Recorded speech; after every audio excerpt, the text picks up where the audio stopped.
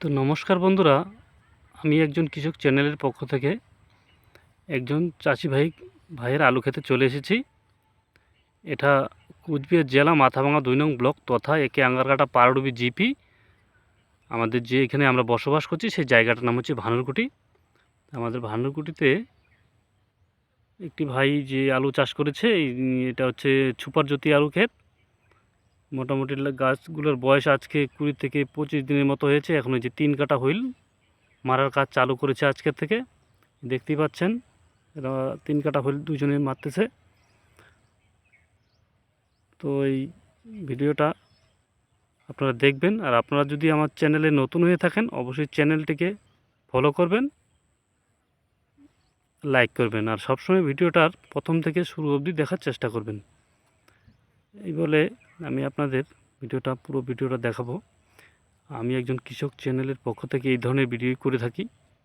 আজকে দেখাচ্ছি সুপার জ্যোতি আলু ক্ষেতের গেট আপ কিন্তু ভালোই আছে। এই দেখতে পাচ্ছেন এইখানে মোটামুটি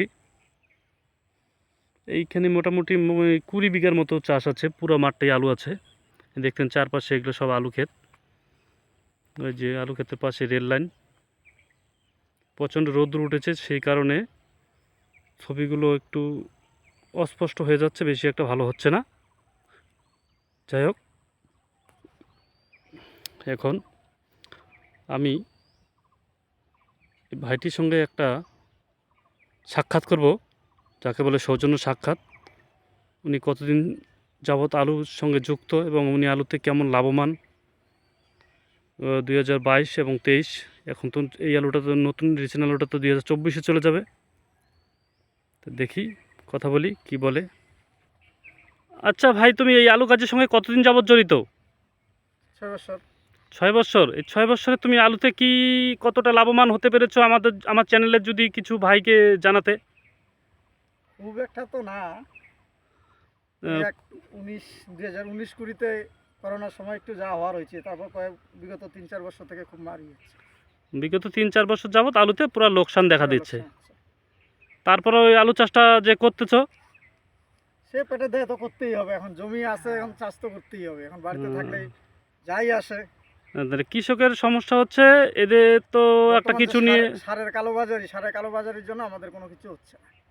বর্তমান বলতেছে সারের বাজার পিন রেটের থেকে অনেক বেশি, কালোবাজারি। এটা তো আজকে কয়েক বছর যাবতই চলছে, এটা নিয়ে কেউ মাথা ঘামায় না, বা এটা নিয়ে কোনো কিছু। 300 টাকার ফসফেট আজকে 700 টাকায় কিনতে হচ্ছে। 300 টাকার ফসফেট নাকি 700 টাকায় কিনতে হচ্ছে। যাই হোক, তো আপনারা এইভাবে দেখবেন। এই ভাইয়ের মনের কথাটা শুনলেন। যাই হোক, কয় বিঘা চাষ করেছো? 7 বিঘা। 7 বিঘা চাষ করেছো। কাজ কি নিজে একাই করো? হ্যাঁ, যথেষ্ট কাজ নিজে একাই করি। আচ্ছা, সময় বিশেষে নিজেরা যতটা করা যায় ততটা কিছুটা ছেপ হয়ে যায় আর কি নিজে করলে। নয়তো কোনো কিছুই থাকে না। আচ্ছা আচ্ছা।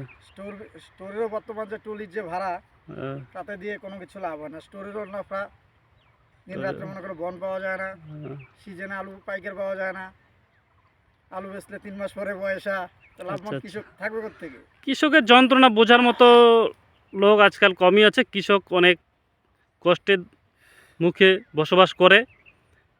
আমিও একজন কৃষক, আর আমার চ্যানেলটা যে নাম দিয়েছি বন্ধু, তারও নামও হচ্ছে আমি একজন কৃষক। তাই কৃষকের মর্মান্তিক ঘটনা বা এই চাষবাস করতে গিয়ে আজকাল যে অর্থ খরচা করতে হয়, সে অর্থ সঠিকভাবে উঠে আসে না। একদিকে সারের কালোবাজারি, আর একদিকে ওয়েদারের মার, একদিকে বাজারের মার। এইদিকে হুটহাট বৃষ্টি হয়ে যায়, আর দাম পাওয়া যায় না, চাষ দিন দিন বেড়ে যাচ্ছে, হিমঘরে নাটক বেড়ে যাচ্ছে।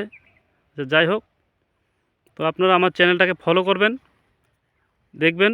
এই দেখতেই পাচ্ছেন এখানে দুইটি ভাই তা আলু খেতে 3 কাটা হুইল মারতেছে, যেটা 3 কাটা বলে। গাছের গ্রোথও মোটামুটি ভালোই আছে, দেখতেই পাচ্ছেন। আজকে এই গাছের বয়স মোটামুটি 22 থেকে 25 দিনের মতো বয়স। আচ্ছা, যাই হোক, আপনারা যদি আমার চ্যানেলে নতুন হন চ্যানেলটাকে ফলো করবেন। তাহলে এই একজন কৃষকের মনের কথা শুনলেন, আলু চাষ করেছে। যাই হোক, আজকের মতো তাহলে ভিডিওটা এখানে রাখছি। আপনারা ফলো করবেন, দেখবেন। আপনাদেরকে একটু ভিডিও করে আলু ক্ষেতটাকে দেখাচ্ছি। কেলের গ্যাপ মোটামুটি এগুলো 17 ইঞ্চির মতো আছে না? 17 ইঞ্চি। আচ্ছা।